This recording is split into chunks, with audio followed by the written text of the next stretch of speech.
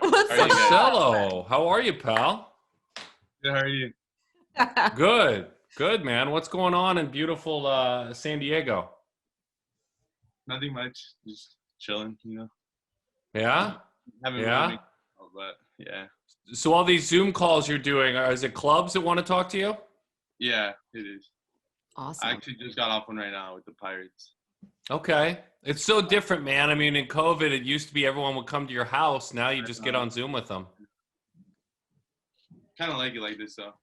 I was going to say it's preferable. Yeah, it is. I mean, for me, it's preferable. I don't know about for the teams. Yeah, no, I get it. So tell me just a little bit. I know we want to just warm up a little bit here before we make it official, but like what's your baseball life right now? Like what do you do? I know you went and I saw you in the dugout and you played in the event in Fort Myers. So now there are no more games, right? You're not playing in anything at all, right? No, I'm taking a little downtime period right now. I'm just working out. So what do you do? I mean, all the gyms are closed here, so I'm working out at home, just doing like body weight stuff. I have like a medicine ball, I have a bar, and it's like just like push-ups, sit-ups, stuff like that. And then I'm really like trying to get faster and stuff, so I'm running hills, wind sprint, and stuff like that. Cool. Also, Cool. I'm more out of shape than I thought I would be, so I started running like more long distance. That's funny, man. And I just hope you guys have a season in the spring. Yeah, I mean, me too. your state of all states lags. Danny's too. I mean, I know, Danny, you're not in New York now, but Yeah. the two bookend states are the ones that are struggling the most getting stuff going. Yeah. Tough.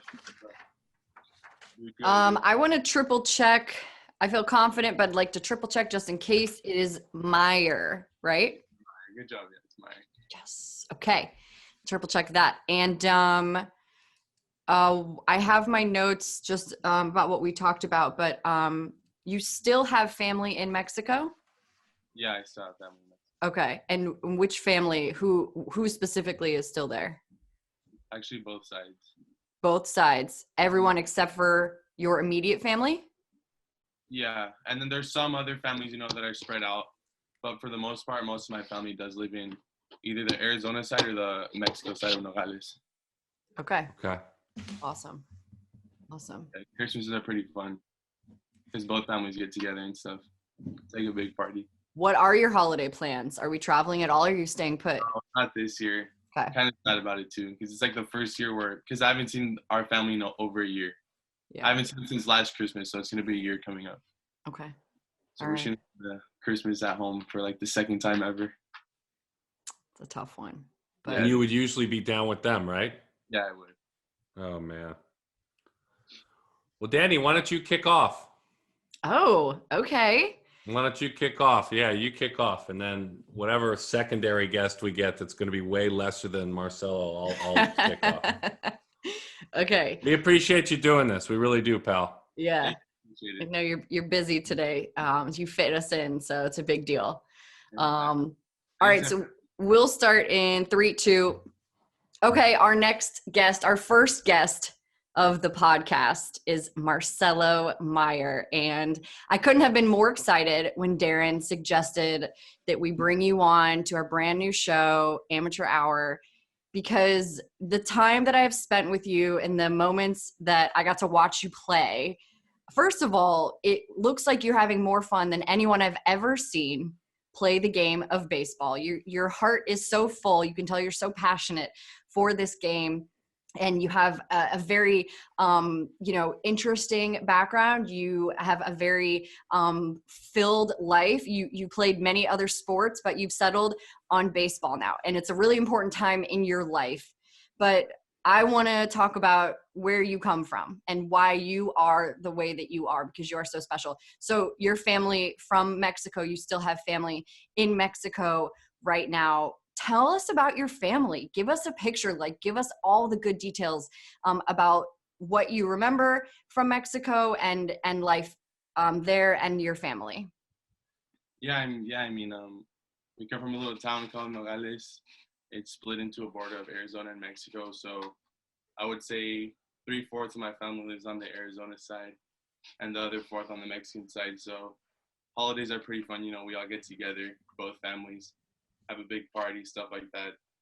New Year's is also like that. And then there's some baseball background in my family. My Theo played, who just passed away like a year ago, was like one of the best shortstops ever to play in Mexico. And I guess you could say he's a legend. So it's pretty cool. Yeah. Can you expand a little bit on that? Can you tell us about your uncle and give us his name? Tell us, what you learned from him and just a little bit more about him. Yeah, I mean, sadly, I didn't really talk to him. I think I talked to him like one time. Okay. That was like 2 years ago at a party. And his name is Hector Mayer. So Okay. I wish I could have talked to him more, but. Darren, go ahead. Family. Yeah, family. It's interesting. So if I went to a Meyer family Christmas and all the other, family names that are tied to your extended family, if I went to, which you unfortunately probably won't have this year, but a year ago or two ago, if I was with you and I was just, come on, Sut, you're coming with me. What would describe the room, describe the experiences, describe the food, describe the conversation, describe life at one of those family gatherings? Yeah, it's a beautiful environment. There's mariachi playing in the back. Sometimes we bring our own mariachi, and then there's a taquero outside, carne asada, whatever you want. And then obviously the tamales for Christmas. It's a great environment. Everyone's getting along. Everyone's like having a good time, and it's a blast. So what makes our country, for my money, and being a West Coaster like you, I grew up just north of where you're at, is the diversity of our country, but we're also all proud of our heritage. All of us are. For you, what are some of the most, strong points of pride for being a Mexican American, for being someone who has all of his roots in Mexico? What are some of the characteristics? Look, you can talk to Midwestern kids and they'll say, hey, I'm from Chicago and this is what I love about being a Midwesterner. What do you love about being a Mexican American? What are some of the characteristics of pride for you? I mean, everything. Just I'm proud to say that I'm Mexican. The environment, it's just different from over here. Both environments are good, but the Mexican one's just a little bit more special to me. Why though? Why? Like I said, the music, it's more touching to me. Like for example, like pretty much all my Christmas parties and all the parties we have as a family, there's like a good 20 minutes where all of us are just crying due to the music that's playing. So we're all super close. So Marcelo, when we talked earlier this year, I said, give me some adjectives to describe yourself. You said energetic, smooth, and exciting. And I know, Darren and I, when we watched you play and have watched you in different events, I think there's just like a vibe about you that you bring. So if you can do me a favor, use those 3 words and describe which parts of your game are energetic, which parts are smooth, and which parts are exciting. Okay, energetic, I would say, when I'm out on the field or in the dugout, just messing around with my teammates. And then the smooth part of my game is me actually playing, my swing, the way I feel the ground ball. And then I forgot, what was the last one you said? Exciting. You said it. You said it. You reminded me. I mean, I would say exciting is probably just my all-around game. How I run the bases, just the way I play or the way someone watches me play in any given day. And a quick follow-up, if I can. So that was a few months ago. What adjective can you add to yourself now? How else can you describe yourself? Because I know that you've grown since we've seen you. I mean, I would say it's kind of the same thing. I don't really know much what more to add, So I would just say I do that every time I take the field. So I would say it's pretty much the same. Okay. So in that same vein, though, and exactly what Danny is asking, from March-ish, when all of us stopped doing everything we're used to doing until now, where have you grown your baseball game the most? Maybe you can't come up with an adjective to describe it, but where have you grown your baseball game the most? What aspect of your game has improved the most since everything went south for all of us? I would say my strength in the weight room. I took a lot of time this summer to actually improve my strength, which is something I wasn't able to do last summer or any summer before, because you know how summer ball is. Right when summer ball starts, you're going all across the country and you don't really have time to practice or improve your own game. So I really use that downtime period to get stronger, and get faster. When I bumped into you in Fort Myers, hung out in your dugout, there's definitely, as a Californian, there's a California vibe with the San Diego show. There's a way a California player plays. Whether that's fair or not, there is a cool, like you talked about, kind of a confidence in the approach. But the trust you guys had with one another with that San Diego show team, Luis Lorenzana was one of the leaders that day when I ran into you. For those who don't know anything about the San Diego show, if I gave you the floor and said, describe the travel ball program to me, you can use anecdotes, you can use examples, but describe the show, what they've been to you from your eyes, from your perspective. Yeah, and props to the San Diego show. They did a tremendous job in putting us out there during the pandemic because, California teams, we didn't really travel. So the show did an amazing job of still putting up very good practices, very good inter-squad games that actually scouts were coming to watch, So they did a really good job with that. And then, this show team, I would say it was just more special than any other show team that I've played with, even though I've only played with one the year before. Due to the pandemic, we were able to practice so much more together. We were really able to talk about this pandemic and how, we'd always be talking about at practice how bad we wanted to hit the field with each other. And then when we did, it was just special, and we all had a blast. Kind of piggybacking off of that, Marcelo, we've talked to, far and wide, everyone who works in sports, plays a sport, and how they've grown from this experience, what the silver lining is. And this is obviously a really important time for you right now. And, we're hoping that you get to have your senior season. We don't know what's going to happen yet, but 2021 is a big year for you. If someone didn't know you before the pandemic, post-pandemic, or next year, what do you think you've gained from this moment? And how does that help you in whatever path comes next for you? Yeah, I think, like I said, I think I've gained more. I think I've bettered my skills as a baseball player, like I said, with me being able to work out, and because like I said, not just in summer, but in high school ball too, in the spring, you're not really or for me, I don't really have time to work out, because we have to balance school as well as games or practices where I'm getting home at 7:00 at night. So really there's only a short time span where you can work out. And this pandemic gave me the opportunity to work out more than I'm able to. So I would say that's what's probably helped me the most. When you're working out, what kind of music are you listening to? What's blasting and who's around? Kind of give us the scene of these workouts that you're doing. It depends what I'm feeling, Sometimes I'm feeling reggaeton, and then sometimes I'm just classic rock maybe, or sometimes just some modern hip hop music. I usually lean a little bit to the reggaeton side because it just has a good rhythm to it, So, and then like I said, the gyms are all closed here, so I'm working out in my room. There's not much more to it. Right here, this is where I work out. So impressive. Nice. It's a little space, but I get it done. Yeah, you roll your R's very well, by the way. That's very authentic, the way you roll your R's. Reggaeton. Very well done. I'm only Latin by marriage, so I married a lovely Chilean woman, so I'm only Latin by marriage. But I'm learning to roll the R's. Tell me about your dad. If I were to ask you just to, take a few moments, if I just bumped into you. I know he played, certainly, but there's way more to him than that he played. I don't ever want to just go right to that he played. What are some of the things he's passed on to you? Why are you a better man because of him? My dad has done so much for me. He's my mentor. He's my role model. Ever since I was born, he's the one that gave me the plastic bat, the wiffle ball to play around in the house. Yeah. And, he's been the one that's been taking me to the park since I'm 4 years old, as I'm getting older, taking me at 9:00, just me and him practicing when no one's looking. So, I owe a lot of things to him. And I guess you could say he pretty much created me as a baseball player and as a person, as well as with my mom. Your mom, is it Miriam? Is that correct? Yeah, Miriam.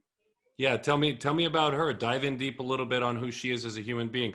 I see, obviously, people will hear this only, but we can see one another right now when we talk. I actually see a crucifix over your shoulder as well. Something tells me dad and mom, drive faith in your home as well. But tell me a little bit about your mom, Miriam.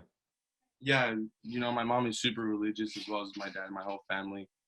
We're a very religious family. We take it very serious, and I think, it's helped me a lot. It's helped me achieve what I have, and I, she's made me the person I am today as well off the field I would say my dad is more on the field as well as he is off the field, But, she's really helped me, like, shape me as a person off the field, just believing in God, everything happens for a reason is what she always says, so.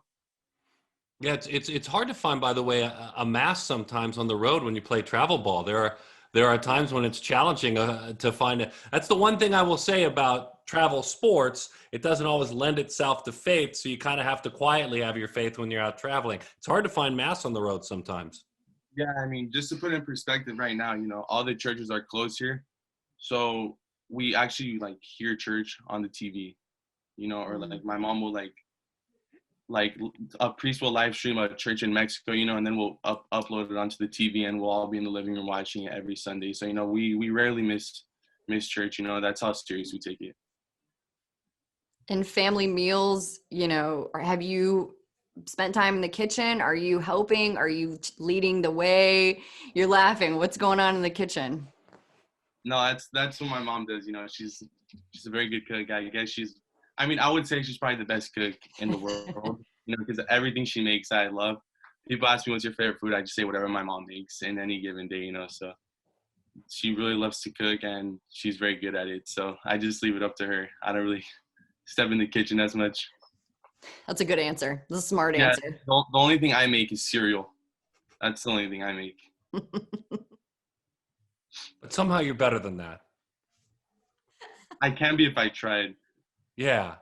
Don't settle. Don't settle for just cereal. Come on, Marcelo. Maybe someday I'll. All right now. Yeah, that's incredible. How does one handle, like, I could print out all these things I'm showing you and notes about you, and it's pretty easy to research you on the internet, though you're quite reserved. I mean, in this year we've gotten to know you, and it takes a while to get to know you. I think that's by design, and I think that's a good thing. How do you handle, with a click, one click, your name fills the internet? Everyone's got an opinion on you. Heck, team blogs are saying, what's this Meyer guy like? What if we, the Twins, picked him? What if we, the Padres, picked him? How does one handle that? How do you handle that, keep perspective, and yet still get a little excited about it? There's no rules that you can't get excited about it. How do you balance that? Yeah, I mean, I don't really try to pay attention to that stuff. I don't think I've gone on one of those blogs or anything. Sometimes I'll see something on Twitter, and, it is exciting. For someone to talk about you, it's very exciting. And, it kind of cheers you up a little bit and motivates you a little bit more as well. Sometimes people are going to talk bad about you, and that's what's going to happen when you're good at something. So, I really like it, but at the same time, it's not something I really pay attention to. Looking back throughout this year, what's the thing that you're most proud of about yourself? I mean, just the way I've stayed together with my family, I would say, in these hard times, me and my family, we're super close. So we've been super, super close and tight throughout this, time and pandemic.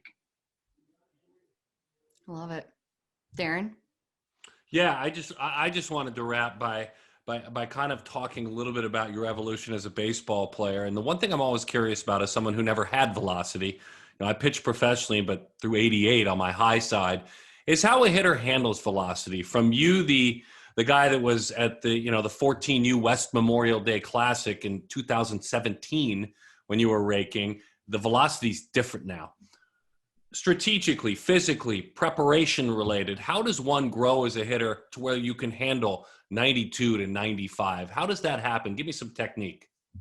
Yeah, I mean, it's a mixture between, making adjustments, and then just, like, getting bigger and stronger, like, I would say when I was 13, I wouldn't be able to catch up to 92 or 95, right? Like, just because my strength, and my quick twitch muscles wouldn't allow me to whip the bat throw as fast, so that's just a little example. And then, you have to make adjustments, as my first tournament seeing 90, I guess I had a big load, I was late on all the fastballs, which was making me extremely early on all the off speed, so you got to find a good balance with your load and timing. And I would say timing is the most important thing as a hitter, especially facing velocity when someone could change speed between 95 to 83, 84.